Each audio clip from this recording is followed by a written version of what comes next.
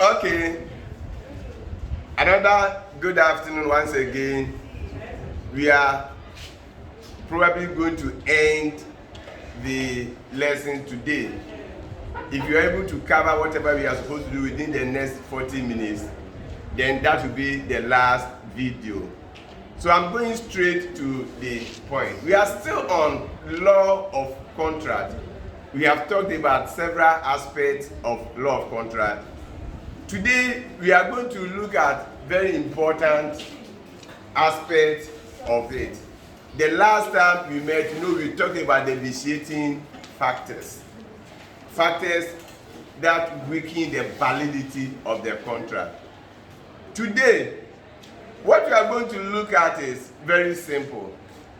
When you enter into a contract with somebody, when does the contract come to an end? That is what we are going to do today. When does the contract come to an end? And that is what we call discharge of contract. So when you say a contract has been discharged, that is what we are looking at. So today, by the time we are through with today's lesson, you should be able to explain what is meant by discharge of contract. When you say discharge of contract, what is it? Then you should also be able to state and explain at least 4 ways by which a contract may be discharged. What are the factors that lead to the discharge of contract? Then you should also be able to give 4 remedies available to an injured party when there is breach of contract. When you enter, you see, when you are looking at the factors that may make a contract become discharged, one of them will be breach. And when somebody breaches a contract, what are the remedies? In law, when you say remedies, it means that they are the things that you can go for in court. If you are going to court, then you want to go and seek for remedies. Somebody has breached a contract. What do you want the court to do for you? What do you want the person to do so that the court will enforce that? Those things will be the remedies. So what are the remedies available to an injured party when somebody breaches a contract? We shall look at that one too. Then we will look at conditions and warranties. What is the difference? And that will be under terms of contract. And there are 2 main types of terms. We have conditions, we have warranties. There is a third one, nominate terms, but we will not look at that one. At your level, conditions and warranties will be okay for you. So let's go straight. The first thing, so we are looking at, did I even write the topic? So as I indicated, we are looking at discharge of contract. Discharge of contract. So let me put it here. Discharge of contract. So the meaning. Now you see, when you enter the contract with somebody, you have obligations to perform. And you have certain rights that are accrued to you. You remember when you're talking about one of the elements, consideration. We say consideration may be defined as some rights, interest, profit, benefit, blah, blah, blah, blah. You remember that one. So in every contract, there are rights and there are obligations. What are your rights? What are your obligations? Your obligation may be to pay money. And your right may be the person rendering a particular service to you. So these rights and obligations, they come to an end. So when rights and obligations are terminated, then it means the contract has been discharged. So when you say a contract has been discharged, it means that rights and obligations have been terminated. They have come to an end, and that the parties do not have any obligation to perform. Nobody has any right again, nobody has any responsibility. Then it means the contract has been discharged. So that is why I have written here that when you talk about the meaning of discharge, we are looking at there are rights, there are obligations, When the rights and obligations have been terminated, then it means the contract has been discharged. That means the contract has come to an end, and that there are no more obligations, no more rights to be performed. So there is no more contract. So that is what discharge of contract is all about. Now let's go to the ways by which a contract may be discharged. What are the factors that may make a contract become discharged? Very simple, straightforward factors. Now let's look at a question here. Now, can they see it? This question. A enters into a contract with B for the supply of raw materials.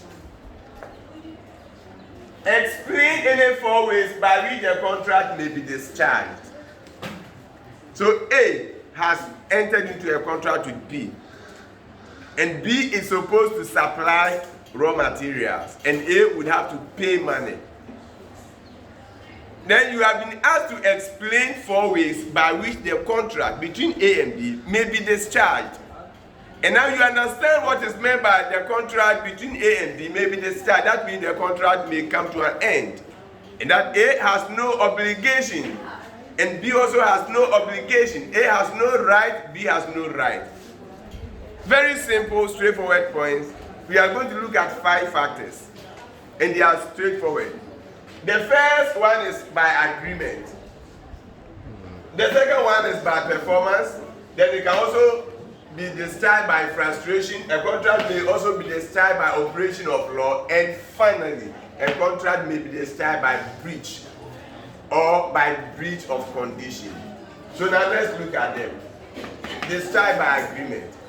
You see, the two A and B, for example, this case, A and B, they agree to enter into contract. Is that not it?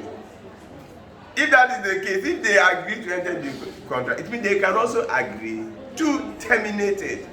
They can agree to discharge it. They can agree to bring it to an end. So in this particular scenario, A and B have entered into a contract. A has not paid the money. B has not provided the raw materials. They can both come together and agree and consent. So let me not use the word even agree, because agreement, I don't want to use the word agree to explain agreement. So they can consent to release each other from their obligations. So he said, the contract that I entered with you to pay money so that I also supply the raw material, please, can we end it? If the two of them consent that they are ending, then that is termination or discharge by agreement. Please note this. As simple as this point may be, students usually find it difficult explaining it. More often, the explanation may be as if they are talking about lapse of time. And this is what, that is wrong. This one, it is not, the agreement here doesn't mean that when they were entering into a contract, they agreed that at a certain time, or they agree that when they have done their work, then the contract will come to an end. That one is a different thing altogether. So this agreement is not something that is done before the contract is entered into. This agreement we are looking at is while they have entered into the contract, and probably none of them has performed his or her obligation under the contract, then the two of them will come together to consent that this contract that we have, we all consented to come and then perform some acts or whatever. Please, let us release each other from his or her obligation. And when it is done, and both of them come into that consensus to release each other, then it means the contract has been discharged by agreement. The second point, very simple, straightforward, is that a contract may be discharged by performance. Let's look at the A and B case. A has entered into a contract with B for the supply of raw materials. If A supplies the raw materials and B supplies the raw materials and A pays the money, they have performed their obligations under the contract, and in this case, the contract has been discharged or terminated by performance. So it's as simple as that. In other words, when the parties execute, so the key word here, please remember, we don't use a word to explain the word. So don't say that it is when the parties have performed their obligation. So you can use other synonyms. So when the parties have executed, when the parties have done whatever they are supposed to do, then the contract has been terminated or discharged by performance. So that is for that one too. The third point, very simple, straightforward, is that a contract may be discharged by frustration. By frustration. In English language, when you say somebody is frustrated, please, that is not what we are bringing here. This is law term. So it is not like somebody is frustrated. So what is frustration? As a way of discharging a contract. You know, when people are entering into contracts, they enter into the contract on the basis of a certain assumption.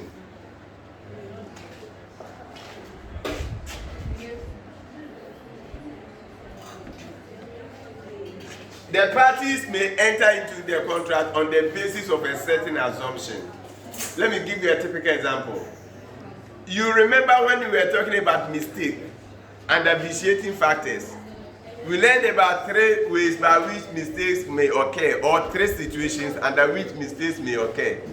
You remember one of the ways was that, or one of the situations was that the parties may be making mistake about the existence of the subject matter.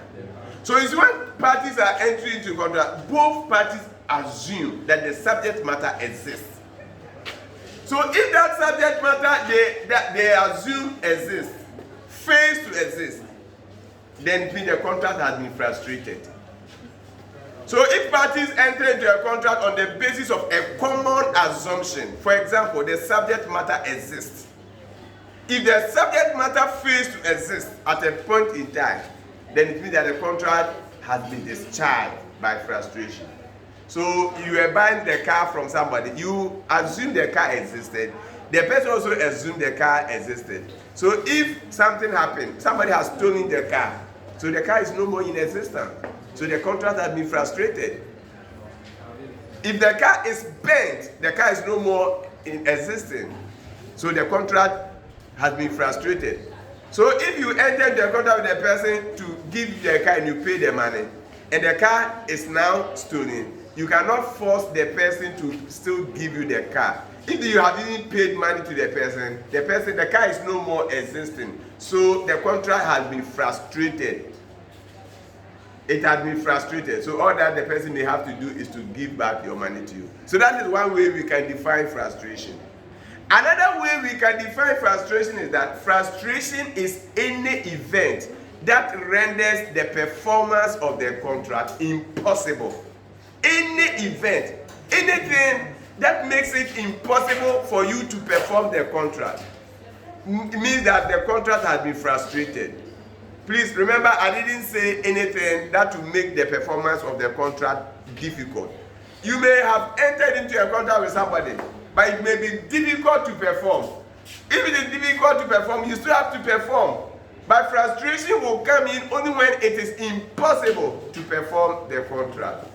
Anyway, we are going to look at examples to that effect, examples of situations where it is impossible for you to perform the contract. Number 1, when the subject matter is destroyed by nature or by natural occurrence, when the subject matter. Now, when I say subject matter, you understand it. In the case of the car, the subject matter is the car. If I wanted to sell a book to you, the subject matter is the book. So if the subject matter, if the A and B have entered the contract for the supply of raw materials, B is supposed to supply the raw materials, that's not it. Good. So the raw materials, that is the subject matter. Now, if the warehouse gets bent and the raw materials are bent completely, can A supply the raw materials? The answer certainly is no. So it means it is now impossible. No, it is not A. Can B supply the raw materials? Certainly no. So now it is impossible for B to supply the raw materials. So the contract has become frustrated. And the moment the contract is frustrated, it means it is discharged, it is terminated. Your question is, how about if A has paid the money? B will have to give the money back to A. And we shall look at the effects of frustration very soon. So the first one, where is the example in respect of frustration, is that when the subject matter, the destruction of the subject matter by natural disaster, example flood. So when flood destroys the subject matter. Earthquake, when earthquake happens and it destroys the subject matter. Fire, when fire destroys the subject, etc. Then the contract has been frustrated. Number two, very simple, death. If A and B enters into contract and either A dies or B dies, this is personal service. If there is a personal service that you are supposed to perform, and one of them dies, the contract has been discharged by frustration. So that is also another. So death, or if the person becomes seriously ill, or if the person becomes incapacitated and the person cannot perform, or if the person becomes insane. Look at it. The four of them, they are on the same line. So I said dead or seriously ill or incapacitated or insane. In other terms, if they ask you to talk about, give examples. If you give this one, then it's one. So either you are giving this or this or this or this. If you write this as one, this two, this three, this four, only one will be marked. They are on the same scale. So that is for that one. Three. I've already told you the three. If the basis upon which you entered the contract fails to exist, then it means that, or the assumptions upon which you entered the contract fails to exist, then the contract has been discharged by frustration. Maybe you like football and you wanted to go and watch a football match between Accra House of Folk and Kumasi Asante Kotoko at the Accra Sports Stadium.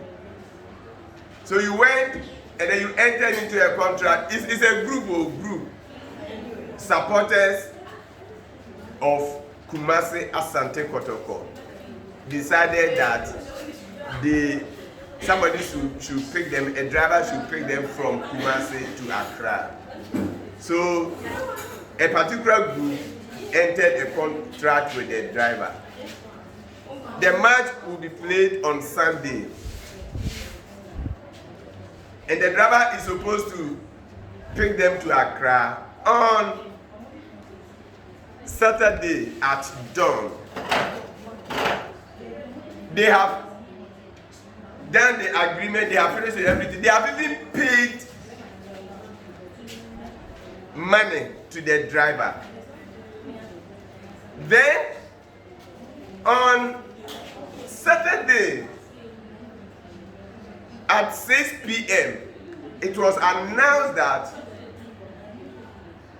due to one reason or the other or another, the match has been called off. The match has been cancelled. Now, the supporters and the driver, they entered into the contract on the basis of a certain assumption. And that assumption was that the match will be played on Sunday at 3:30. And that's why he was supposed to pick them. So they were not going to Accra for excursion. They were going to Accra to watch the football match.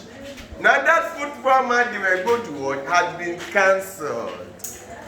Now because the football match has been cancelled, it means the contract has been frustrated.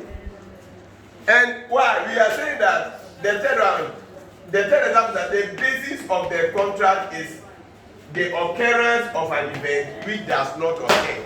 So here, what was the event? It was the playing of the match. And is it going to occur? No. So the contract has been frustrated by what? The cancellation of the match. Maybe somebody might have put injunction on that match, and that they say they should not play the match, or It might have rained to the extent that there is no way, the place is so much flooded that they cannot do that. So that is the third example. Another example of an event that will make a contract become frustrated is when government interferes. You have entered into a contract with somebody. After that, then there was government interference. Whether it is a law that has been enacted, whether it is a bylaw, whatever, maybe you have entered into a contract with somebody to get the person is supposed to sell a piece of land to you. After you had entered into a contract, there is government interference that that piece of land is going to be used by the state to do something. At that one, that government interference has terminated the contract. So the contract has been discharged by frustration because of government interference. So that is also that one. And here, related to this is change in law. So you entered into a contract with somebody, and there has been a change in law, and the change in law is said that the person cannot perform. Okay, you entered into a contract with somebody to supply you with firecrackers. Then there was, after that, there was a law that nobody should import firecrackers. You see, there has been change in law. So the contract is now frustrated. So that is for that one. Then the last one is that where the method of performance is impossible. The method of performance, the person is going to perform, but the method of performance is impossible. Now, you are asking somebody to manually dig a particular hole, say that it is impossible for that person to do that. So when the method of performance is impossible, then the contract has been frustrated. So these are the examples of events that will make a contract become frustrated. So that is for that one. Now, what will be the effect of frustration? Effect. Once a contract is frustrated, what next? Number one, the first effect is that the contract is discharged. So that is the first effect. Number two, money paid are recoverable. If you have paid money, the football example I gave, if the Kotoko fans have paid money to the driver, they have to take back the money. So money paid or monies paid are recoverable. The third effect, which is related to the second one, is that outstanding payments are not payable. Outstanding payments are not payable. You are accounting students. So you understand, you say outstanding payment. You know what they are.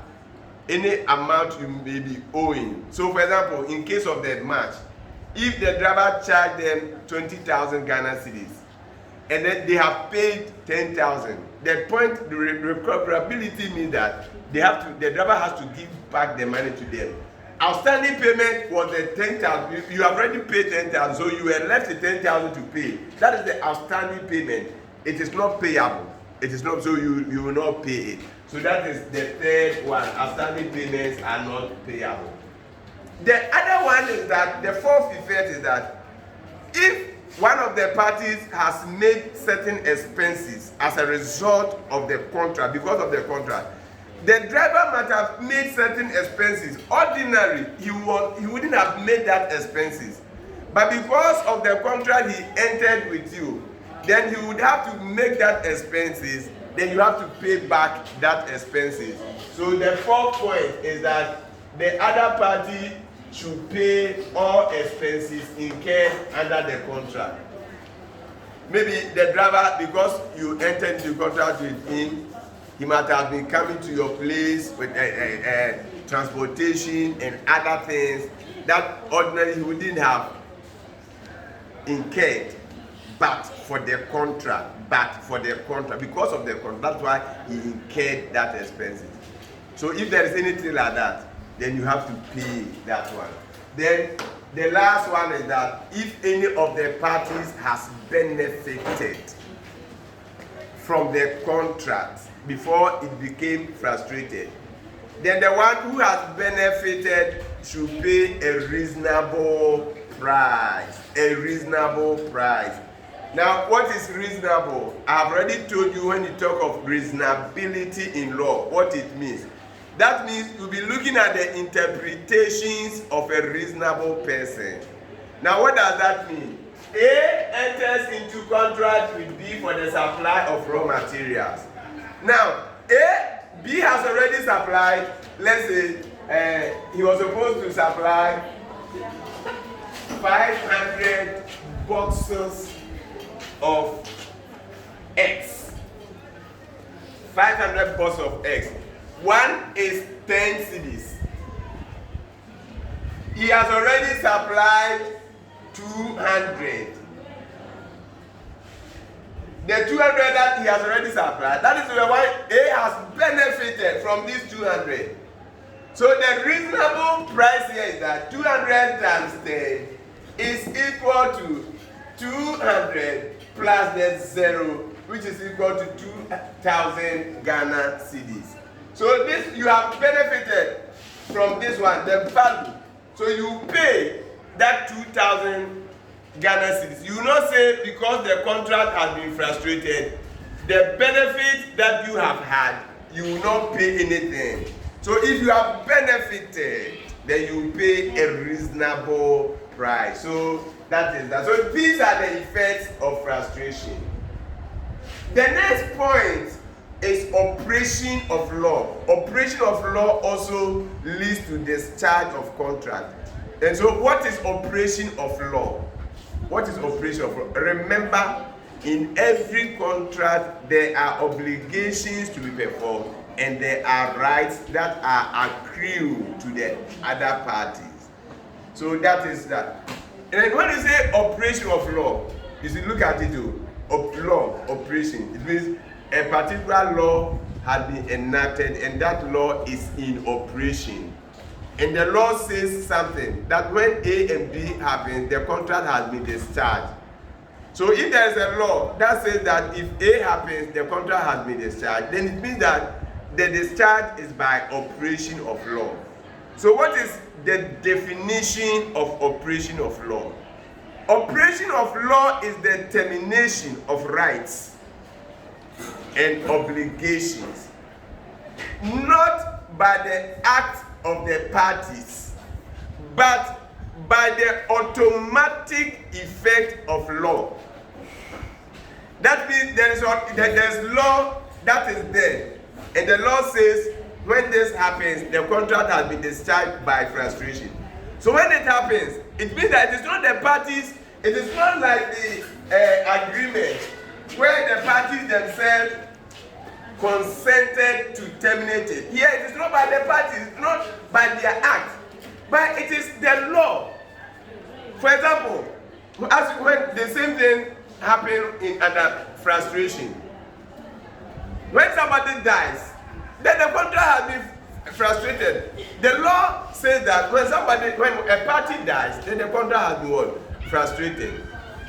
Then another example is when there is lapse of time. So when you come to an operation of law, I said termination of rights and obligation by the automatic effect of law, but not by the acts of the parties. And examples are death.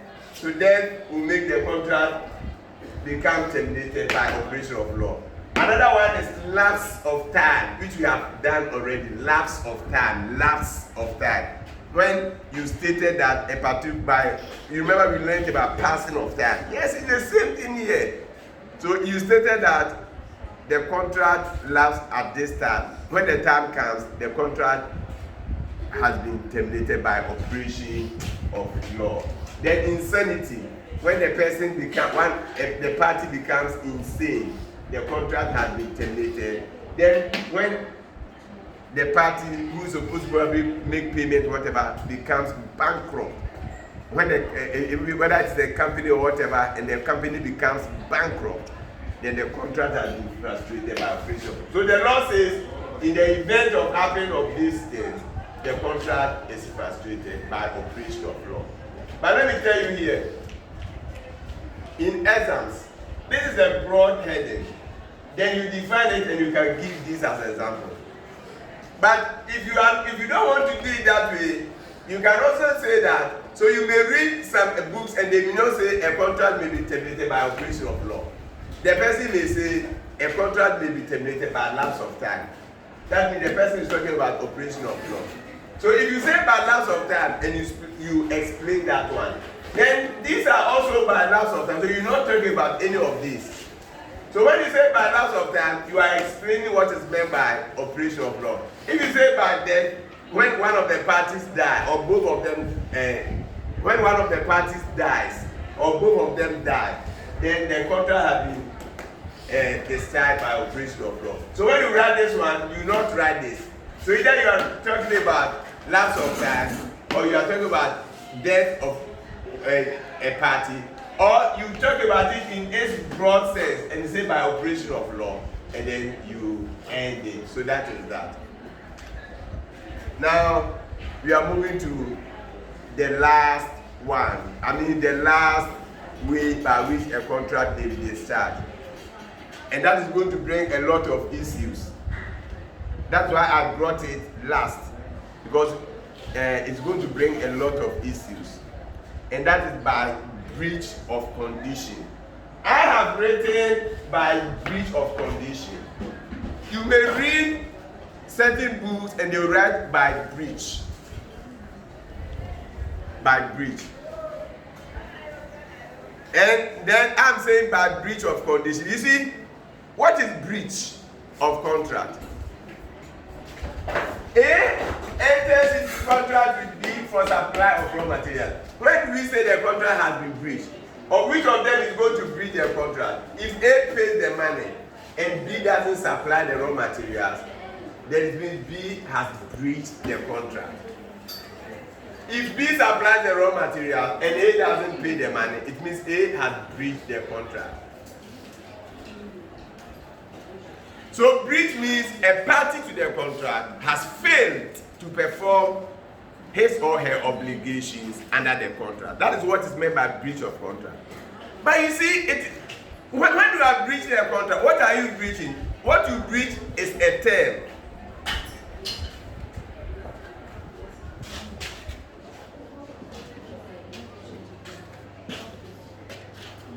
When you are breaching a contract, you are breaching a term of the contract. So for example, you are asked to supply the raw materials. So that's a term of the contract that you supply the raw materials. There may be other terms. So if you fail to supply the raw material, it means you have breached that important term. You have breached it by failing to supply the raw material. Another term for the other person is that he's supposed to pay the money. So if he doesn't pay the money, he has also breached the term. So if you say somebody has breached a contract, it's a term the person breached. Or it's a term the person breaches, or terms the person will breach. Now, there are types of terms. Some of the types will lead to discharge of the contract. Another type will not lead to discharge of contract. There are two main types of terms. A term may either be condition or warranty. So when you say terms of contract, either the term is a condition or is a warranty.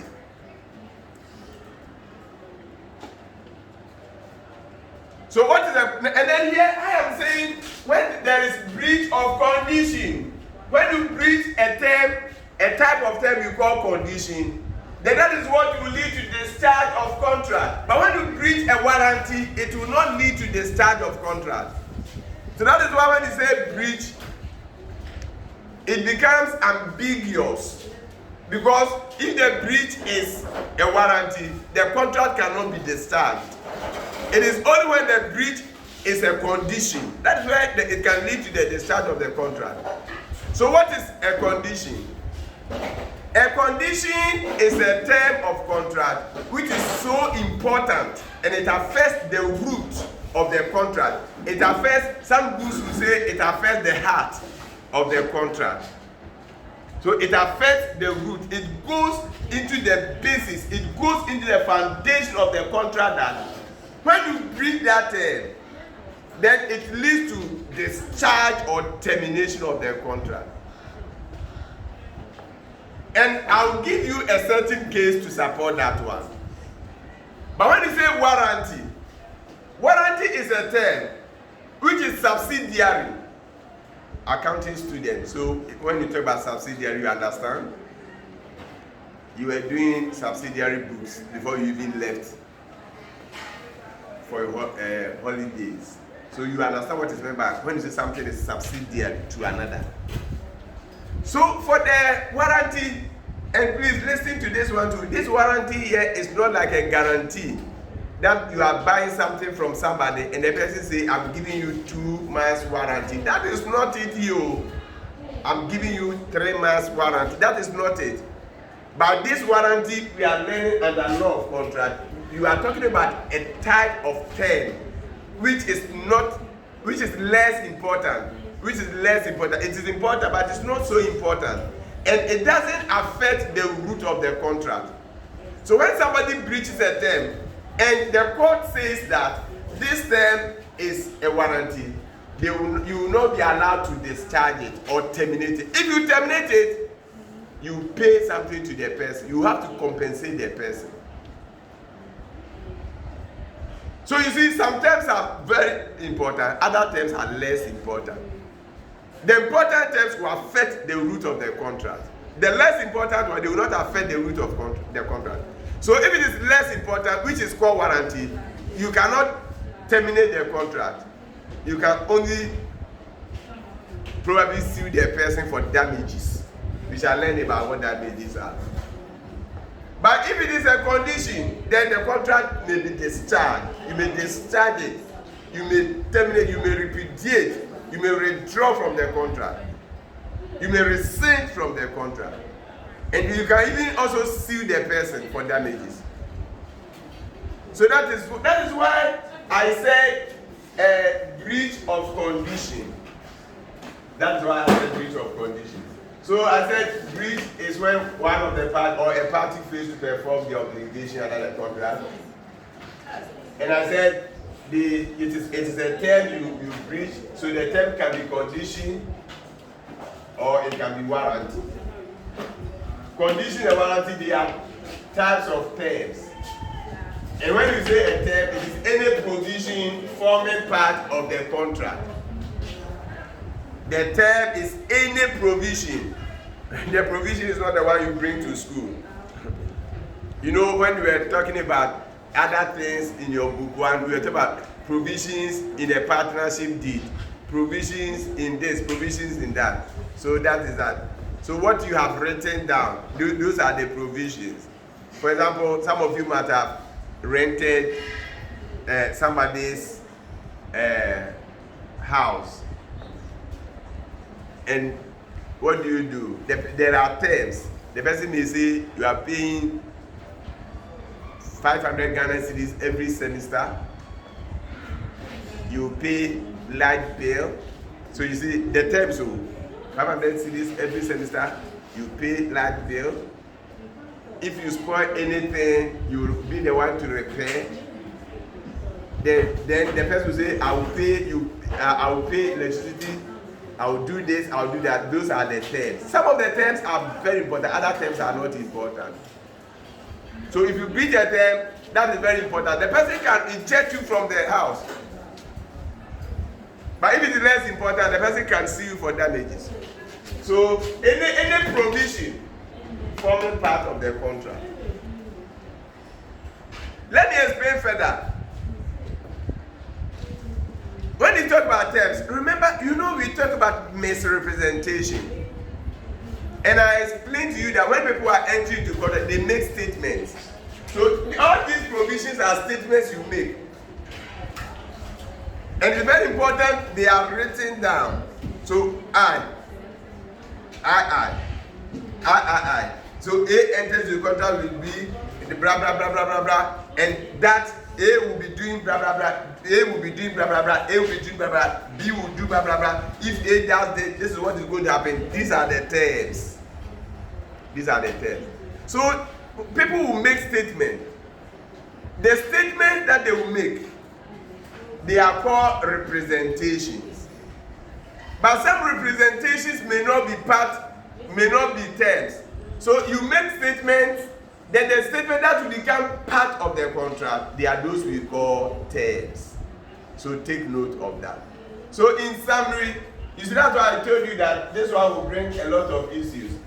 I was talking about ways by which a contract may be decided, and this is by breach of condition.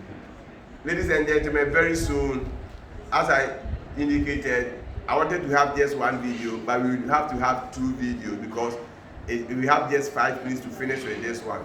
So I will continue somewhere, especially the remedies available to an third party when there is breach of contract on another video. So let's try to finish with this one. So when there is a breach, when you fail to perform your part of the contract, especially when you breach an important term of the contract, then the contract will be discharged.